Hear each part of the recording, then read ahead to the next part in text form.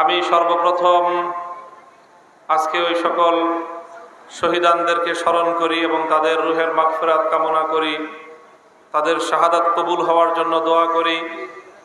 যাদের আত্মত্যাগ এবং যাদের বুকের তাজা রক্তের বিনিময়ে এ জাতিকে আল্লাহ রাব্বুল আলামিন ফ্যাসিবাদ এবং জালিম শাহীর করাল গ্রাস থেকে মুক্তি দান করেছেন। এই সকল শহীদান যারা বুকের রক্ত দিয়েছেন, অকাতরে নিজেদের প্রাণ বিসর্জন দিয়েছেন,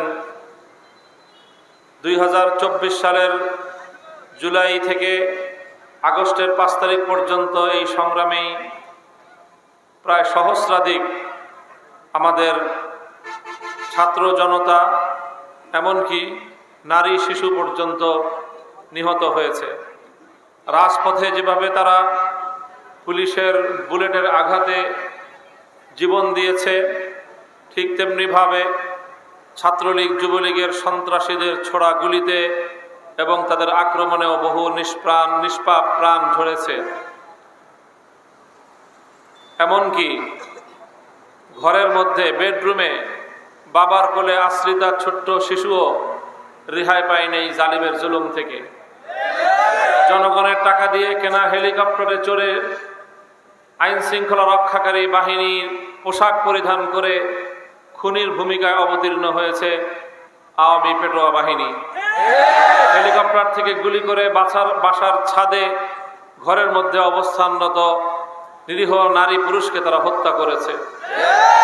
এক কথায় বলতে গেলে একটি সাধারণ দেশের, শান্তিপূর্ণ দেশের সিভিলিয়ানদেরকে, নিরস্ত্র সাধারণ নাগরিকদেরকে এভাবে পাখির মতো গুলি করে হত্যা করার দৃষ্টান্ত এক বর্বর ফেরাউনের যুগ ছাড়া অন্য কোনো সময়ে এই ধরনের বর্বরতার নজির খুঁজে পাওয়া যায় না।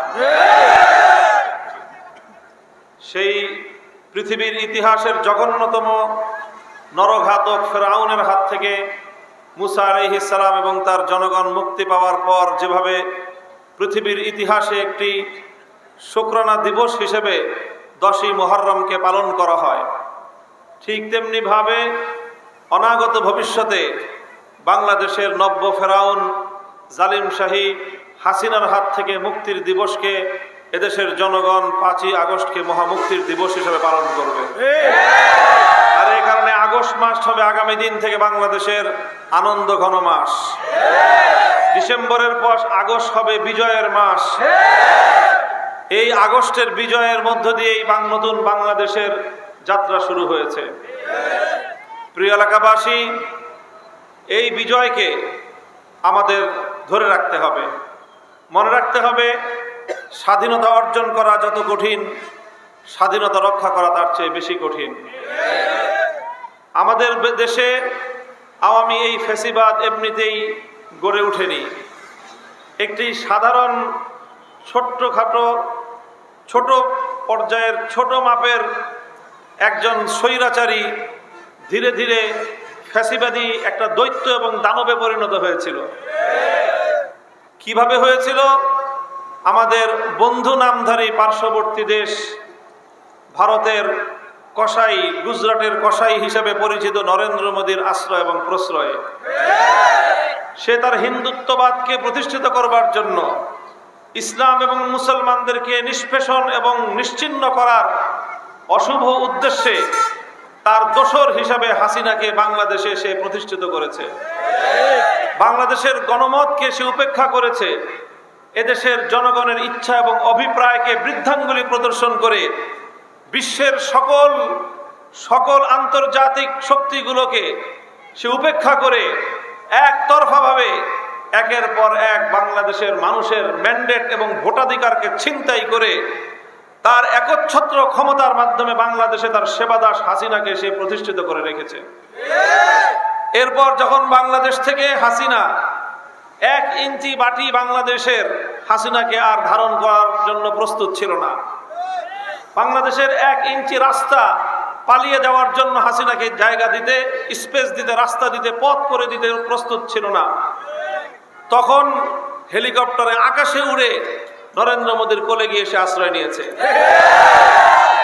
দুটি কথা পরিষ্কার আমাদের।